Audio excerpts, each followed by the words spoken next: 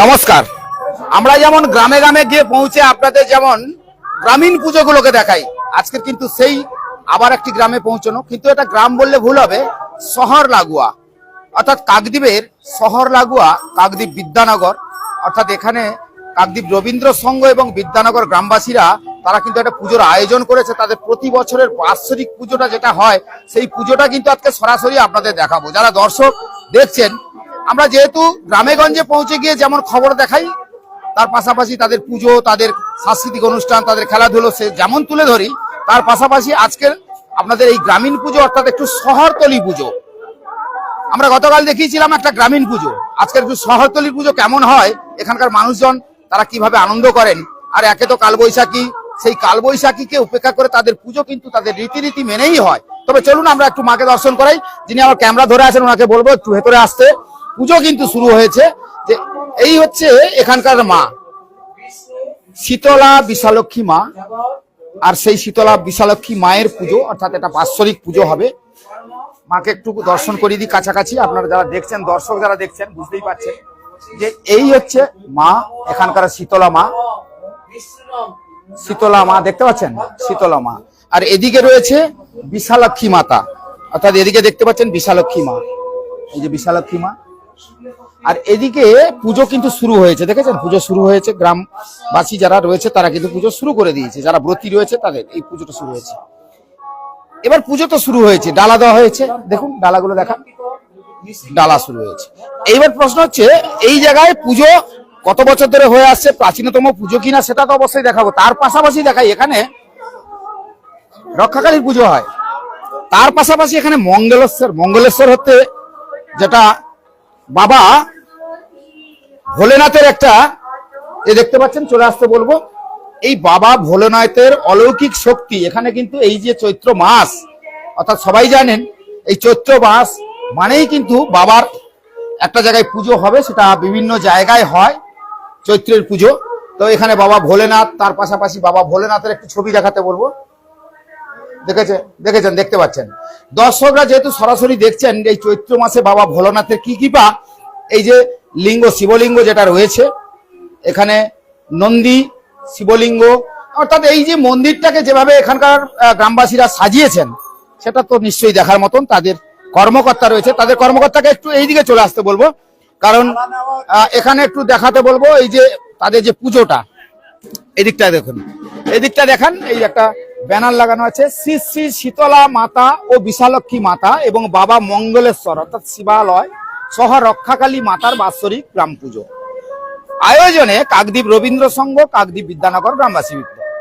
এই মন্দিরে তারা কিন্তু যথারীতি আয়োজন যেমন করেছে, তার পাশাপাশি এখানে ডালা, অর্থাৎ যারা মায়ের কাছে ডালা দেবেন এখানে তারা বসেছেন, ডালা দিচ্ছেন। এইবারে কর্মকর্তার কাছে যাওয়া, এদিকে আসুন, আপনার সঙ্গে একটু কথা বলা। যারা দর্শকরা যারা দেখছেন তাদেরকে বলা যে এই যে আপনাদের এই গ্রামীণ পুজো, আমরা কিন্তু বিভিন্ন সময় আমরা গ্রামের পুজোগুলোকে তুলে ধরেছি, দেখিয়েছি, কিন্তু কাকদ্বীপ ইদানিংকালে একটু শহরতলি, অর্থাৎ আপনাদের এই যে রবীন্দ্র সংঘ এবং বিদ্যানগর গ্রামবাসী মিলে এই প্রাচীনতম, এটা কত বছরের পুজো হতে পারে আপনার? এটা আপাতত 200 বছর তো অবশ্যই হবে। আমাদের এই যে শীতলা মাতা, বিশালক্ষী মাতা, বাবা মঙ্গলেশ্বর এবং রক্ষাকালী মাতা, এই যে পুজো অতি প্রাচীন কাল থেকে কিন্তু আমাদের এখানে হয়ে আসছে। তখন এখানে জলা জঙ্গল এরিয়া ছিল, বুঝলেন তো। সেই প্রাচীন কাল থেকে আমাদের যেসব পূর্বপুরুষরা ছিল তারাই, এটা যে কোনো কারণ নিশ্চয় ঘটেছিল, যার দরুন এখানে জমিদার মহাশয় এই জায়গা দান করেছিলেন এই মন্দির করার জন্য। আচ্ছা, জমিদার তখনকার দিনে এখানে জমিদাররাই, হ্যাঁ জমিদাররাই ছিলেন। এই যে গণেশপুর গণেশ দাস নস্কর মহাশয়, উনি এখানকার জমিদার ছিলেন। আচ্ছা, তো সেই তখনকার সেই অতীত কাল থেকে পাশে তো কালনাগিনী নদী, হ্যাঁ, তো নদী পরিষ্কার করেই এখানেই মন্দির গঠন। হ্যাঁ, তখন এই নদী তো অনেক বড় ছিল, এখন তো মজে গিয়েছে, কালের নিয়মে অনেকটা মজে গিয়েছে, নাহলে এটা অনেক বিশাল নদী ছিল, বুঝলেন তো। এবং সেই নদীর ধারে যে কোনো একটা, আমাদের যেটুকু শোনা যে অতীতে কোনো এক ভদ্রলোক আমাদের স্বপ্নাদেশ পেয়েছিলেন এবং জমিদার মশাই স্বপ্নাদেশ পেয়েছিলেন এখানে এই পুজো আরম্ভ করার জন্য, বুঝলেন তো। তো সেই স্বপ্নাদেশ অনুযায়ী উনি কিন্তু এই জায়গাটা এখানে গ্রামকে দান করেছিলেন। এখানে বিশালাক্ষী মাতা, শীতলা মাতা এবং রক্ষাকালী মাতা এবং বাবা মঙ্গলেশ্বরের পুজো যেন বাৎসরিক পুজো হিসাবে প্রতি বছর হতেই থাকে। সেই নিয়ম অনুসারে সেই অতীত কাল থেকে আজও পর্যন্ত, এদিন পর্যন্ত আমরা সমবেতভাবে টোটাল আমাদের এই গ্রামবাসী মিলে করেন আপনারা? আমাদের গ্রামের অধিবাসী অন্তত 1200 তো হবে, 1200 তো হবে, আনুমানিক একটা বলছি, 1200 তো অবশ্যই আমাদের এই গ্রামবাসী, বুঝলেন। প্রত্যেকেরই অবদান আছে আমাদের এই পুজোর পিছনে। কিন্তু এই তো কালবৈশাখীর ঝড়, কারণ গতকাল থেকে যেভাবে বৃষ্টি, তারপরে ঝড়, কি করবেন? গুলো দেখুন, অতীত কাল থেকে এটা চলে এসছে। এই চৈত্র মাসে বাৎসরিক যে আমাদের পুজো, আমরা এই পুজোর নির্ঘণ্ট ধরুন 1-1.5 মাস আগে যে আরম্ভ করলাম, সেই থেকেই ঝড় হোক, জল হোক, যাই হোক, পুজো কিন্তু নিয়ম অনুষ্ঠান অনুসারে আমাদের পুজোটা অনুষ্ঠান রয়েছে আপনাদের? আমাদের আজকের এই সাংস্কৃতিক অনুষ্ঠান আছে। প্রথমেই যে অনুষ্ঠান আছে আমাদের, ধরুন আমাদের টোটাল গ্রামবাসী মায়ের ভোগ কিন্তু খাবে, রান্না বান্না হচ্ছে ওখানে। এই ধরুন 1200 লোক, 1500 লোক খাওয়ার আয়োজন করা হয়েছে। মায়ের অন্নভোগ হয়? হ্যাঁ, মায়ের অন্নভোগ, প্রত্যেকটা মানুষ মায়ের অন্নভোগ আমিষ না নিরামিষ? না, নিরামিষ, নিরামিষ, মায়ের টোটালটাই নিরামিষ। এবং এটা মায়ের ভোগ, শুধু রান্না করলাম আর খাইয়ে দিলাম তা না, এটা মায়ের ভোগ। সেই ভোগ প্রত্যেকে কিন্তু পায়, আমাদের সিস্টেমটা সেইভাবেই করা আছে, বুঝলেন তো। আর তারপরে সন্ধ্যার সময় আমাদের টোটাল যে গ্রামবাসী আমাদের যে বিদ্যানগর গ্রামবাসীর ছোট ছোট ছেলে মেয়েরা থেকে বড় যারা আছেন, বিভিন্ন সাংস্কৃতিক অনুষ্ঠান আমাদের হয় এবং বহিরাগত শিল্পীও আনা হয়। রাত্রের দিকে তাদের দিয়ে একটা বিচিত্র অনুষ্ঠান করা হয়। এই বিভিন্ন অনুষ্ঠানের মধ্যে থেকে দিনটাকে আমরা আজকের দিনটাকে যাপন করি। আপনার নাম? আমার নাম প্রদীপ ভকত। আপনি কি দায়িত্ব রয়েছে? আমি ধরুন আমাদের গ্রাম পুজো কমিটির সভাপতি উনি আছেন, আমি সহসভাপতি, আর আমি রবীন্দ্র সংঘের সভাপতি। আমি সভাপতির কাছেই যাওয়া বলছি যে, যখন দীর্ঘ 1 বছর অপেক্ষা করে থাকেন গ্রামবাসীরা, যখন তারা জানে যে আমাদের রীতিনীতি মেনে এই পুজো হবে, বিদ্যানগরের গ্রামবাসীরা দীর্ঘ অপেক্ষায় থাকে, বছরে একটা দিন। আর সেই একটা দিন যখন প্রাকৃতিক দুর্যোগ তাদেরকে আস্তে পিষ্টে আঁকড়ে ধরে, তখন কি করবেন, কি বলবেন? মায়ের পুজো, মায়ের পুজোবে, মাই তাকে রক্ষা করবে। আমাদের গ্রামবাসীকে কিভাবে তাদের আগাবে, শুধু মায়ের উপর নির্ভর করছে। আমরা এর আগে মিটিংও করেছিলাম মায়ের কাছে, যে আমরা এই চৈত্র মঙ্গলবার যে পুজো করছি, মায়ের কাছে প্রার্থনা করেছিলাম, অত একটা দিনের জন্য পাখি বিহারকে মা তুমি রক্ষা করো। পুজোটা, বার্ষিক পুজোটা আনন্দ সহকারে গ্রামের সমস্ত মানুষ উদযাপন করে আপনারা অনুভব করতে পারে, এটাই আপনার কাছে দৃষ্টি আকর্ষণ করছে। এটাই আপনারা আমাদের সমস্ত ভক্তবৃন্দের গ্রামবাসীকে আশীর্বাদ দেবেন এই সুস্থ ভালো ওয়েদার দিয়ে। এরপরে আমাদের সন্ধ্যাকালীন যে অনুষ্ঠানটা আছে, সেই অনুষ্ঠানটাও আমরা পরবর্তী সময় এগোবো। এই মা শীতলা মা বিশাখাী মায়ের পুজো শুরু হয়ে গেছে। এই পুজো শেষ হবে সন্ধ্যা আরতি দিয়ে। তারপরে আমাদের শ্রী শ্রী মা রক্ষাকালী মায়ের পূজা সারা রাত্রি ব্যাপী। এর মধ্যে মাঝখানে যেটা গ্যাপিং আছে, সন্ধ্যাকালীন সমস্ত গ্রামবাসী বৃন্দ সবাই একত্রিত হয়ে আমরা একই সঙ্গে বসে মায়ের এই ভোগ আমরা তৃপ্তি সহকারে সবাই সেবন করে থাকি। তো অনুষ্ঠান কি রয়েছে, সাংস্কৃতিক অনুষ্ঠান কি রয়েছে? সাংস্কৃতিক বলতে আমাদের বিদ্যানগর গ্রামবাসী যত সমস্ত ঘরে ঘরে বলা হয়ে গেছে, আপনারা যে যা পারো আবৃত্তি, কবিতা, গান, নাচ ইত্যাদি, মানে একজন সদস্যকে পরিবারের বা এই গ্রামবাসী যারা রয়েছে তাদের পরিবারের একজন করে বা কেউ আসে নৃত্য বা বিভিন্ন অনুষ্ঠান। হ্যাঁ, তার মানে দুটো করে অনুষ্ঠান করবে। তারপরে আমাদের বহিরাগত আর্টিস্ট দিয়ে অনুষ্ঠান, তারপরেই হচ্ছে বহিরাগত আর্টিস্ট দিয়ে অনুষ্ঠান চলবে।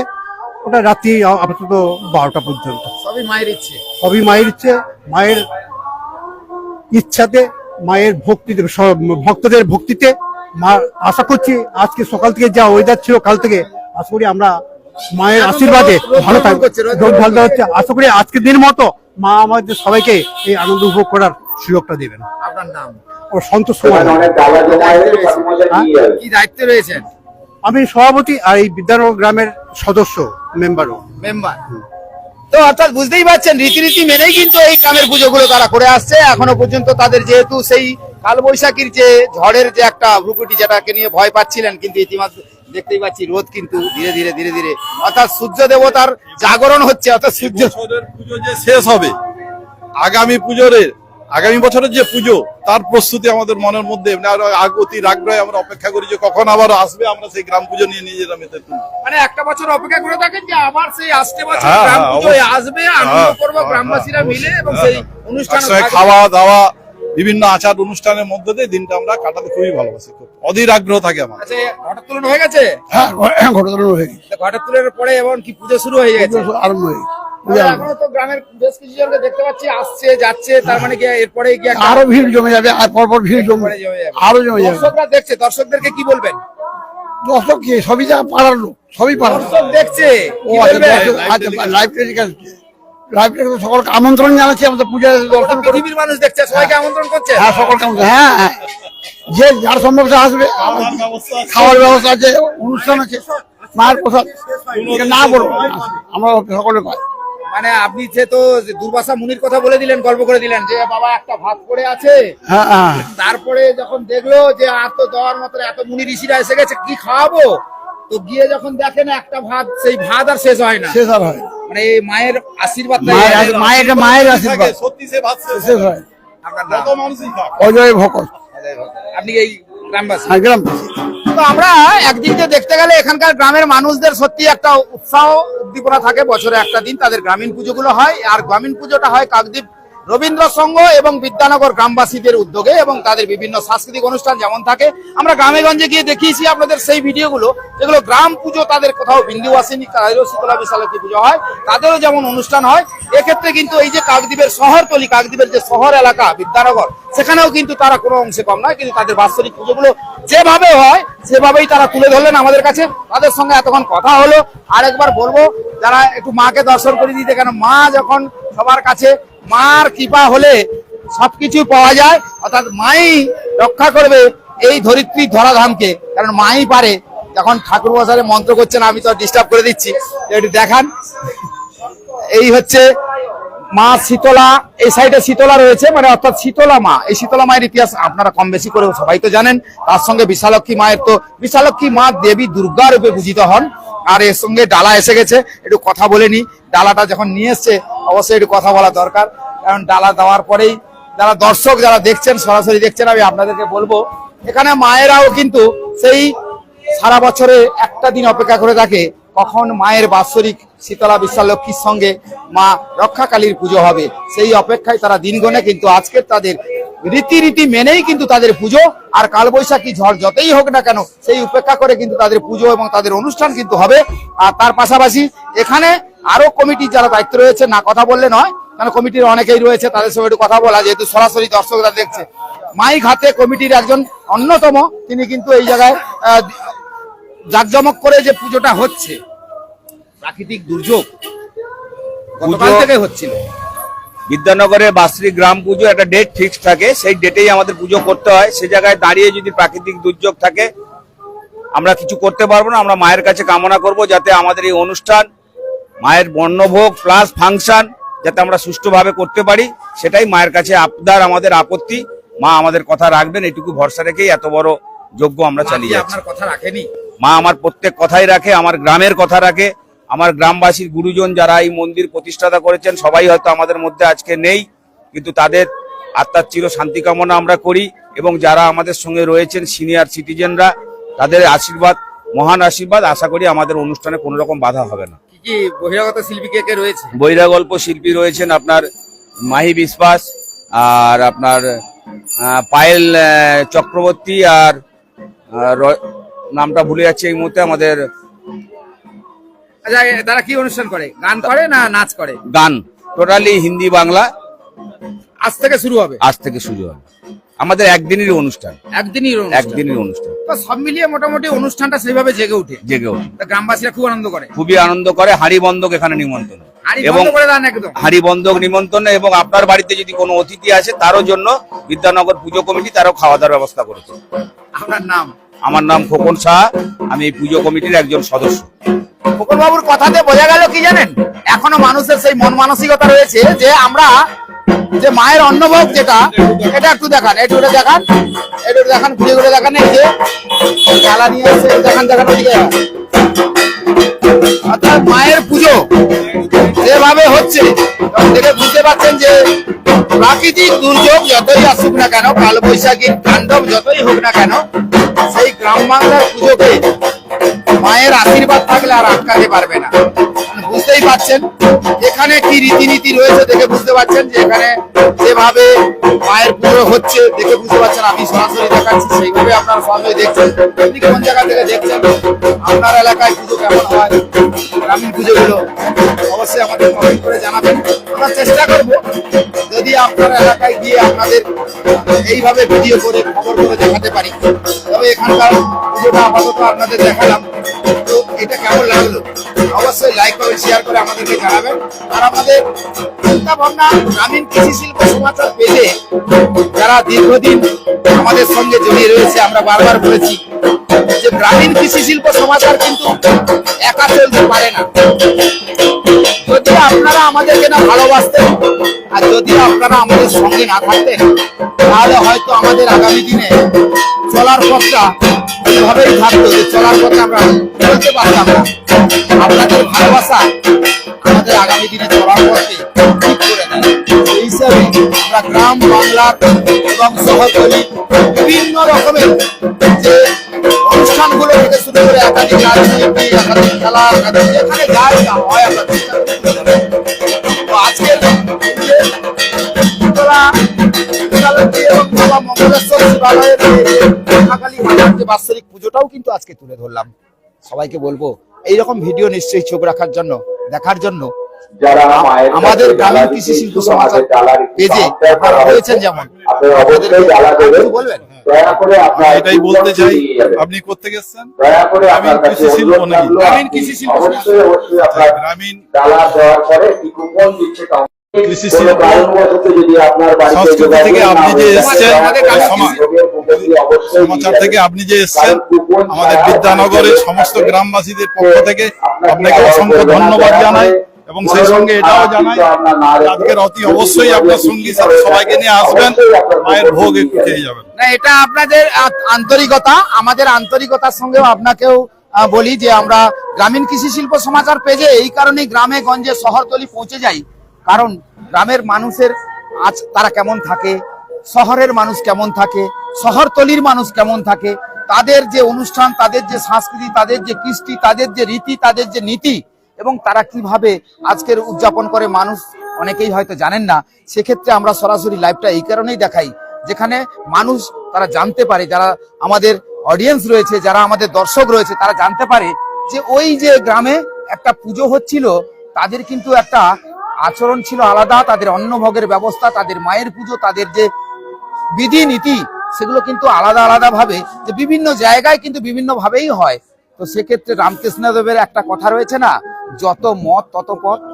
তো আমরা সেই যত মত তত পথে এগিয়ে যাব।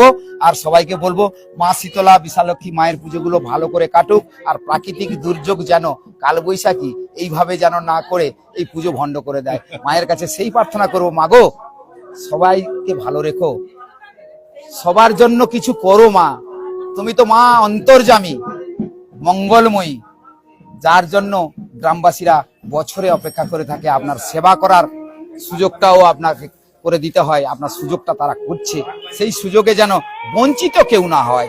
আর সবাইকে ভালো রেখো, সবাই ভালো দেখবে।